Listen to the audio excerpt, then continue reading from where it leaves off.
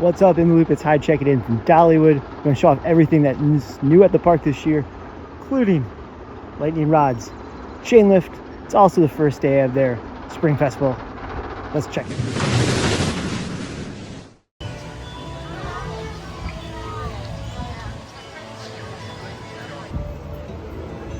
We're inside the park here, checking out the Flower and Food Festival.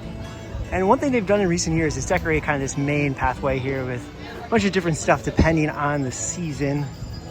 For this festival, it's all these umbrellas, which has become quite the kind of Instagram trend. If you go on cruises, like a lot of us here at In the Loop do, you see this at pretty much, well, not every port, but a lot of ports in the Caribbean now, but it's still a cool look. And for a day that looks like it might rain, these might come in handy in a little bit.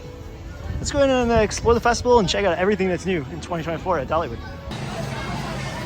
First, headed over to Lightning Rod because, of course, one of the bigger changes the park's made this year with removing the launched lift hill and moving it to a high-speed chain lift. So let's check it out. While the chain lift starts off a little bit slow, it does pick up speed as it goes up the hill, getting faster than pretty much any normal chain lift coaster. So it does go over the top a little bit slower than before with the launch, but still at a pretty good clip. Overall, the ride is a lot of fun still. Still one of the better rides out there, still one of the better rides in the park, but just doesn't have that kind of oomph that it has before. But you can still see here, it finishes the ride quite strong. As part of the festival, they, of course, have some special food and drink offerings here. A lot of the food can be found in the Market Square area of the park. Here's some more offerings. Of course, the park does not serve alcohol, so all their kind of specialty drinks are non-alcoholic. Hot day like this, that sweet tea does sound pretty good. Even more unique food options. I like this kind of stuff. This is stuff that you normally wouldn't find at a theme park, so it's cool to see, like beef sandwich. As part of the festival, the park has some really nice topiaries. Let's go and cut to a montage right now, show off some of my favorites around the park.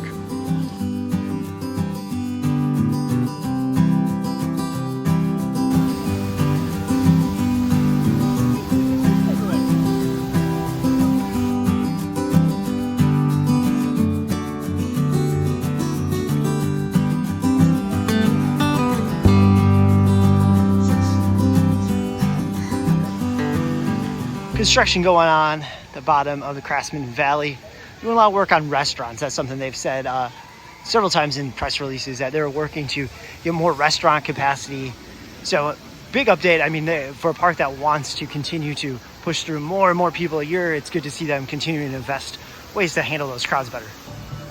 Speaking of added capacity, they now sell cinnamon bread out here. I'm on this porch area.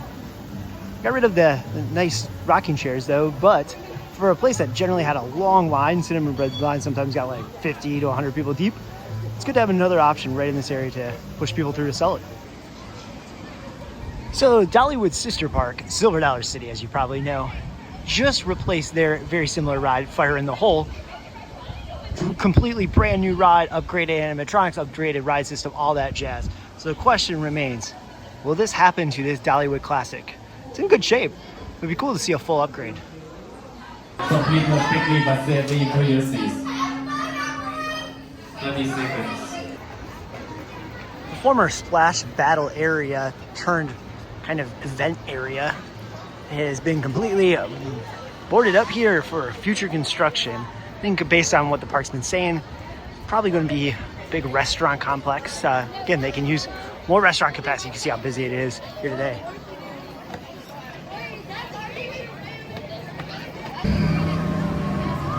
It's always interesting to see second year for a new ride. How popular is it going to be? Does it still gather hype? And this ride still draws a decent line, but as you can kind of see over here, they're not using this extended queue building, so it's actually maybe only a 10-15 minute wait.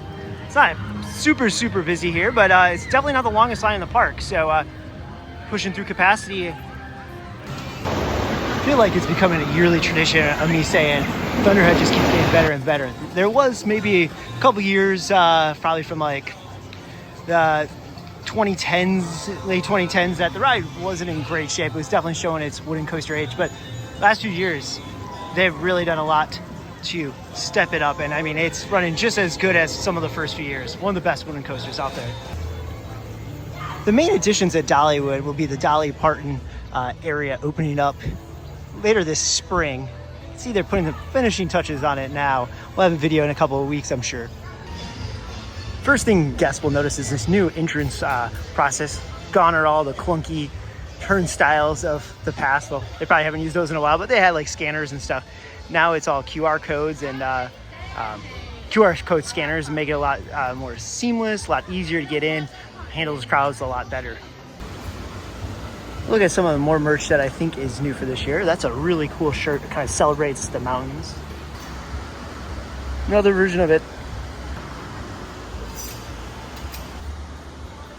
Over the last few years, they've been really embracing the cinnamon bread movement, fandom, whatever you want to call it. They had some t-shirts last few years about cinnamon bread, but I believe these are new for this year. At least I haven't seen them. This is kind of fun. So that wraps up our quick visit to start this 2024 season here at Dollywood. Yeah, the park opened about a month ago, but today was the kickoff of the Flower and Food Festival, and I want to thank the park for inviting us out to check it out. It's always great to see the park do different things every few months. Gives you a reason to come back, different kind of food, different kind of shows. Like I said earlier, even different decor in this kind of main entrance area. Lightning rods improvements, while they might have slowed down the ride ever so slightly, making it more reliable, is a huge thumbs up, and actually felt a little bit more comfortable, like I said. So good to see. Hopefully that remains a very reliable ride, and one that you can easily get on without waiting super long or worrying about if it's open or not moving forward. That's a big win if that remains the case. But overall, always a great time here. The park's looking good. All the expansions will only continue to help them continue to grow more and grow the right way. I think that one of the few parks that continues to invest in infrastructure to make sure that when it does get busy, they can support it. So that about wraps up. I kind of stall here so I can end. Final note on the sign that wraps up right where we started. Thanks for watching, guys. We'll have more Dollywood content throughout the years from their various events as they add more attractions this year and in the years to come. Thanks for watching.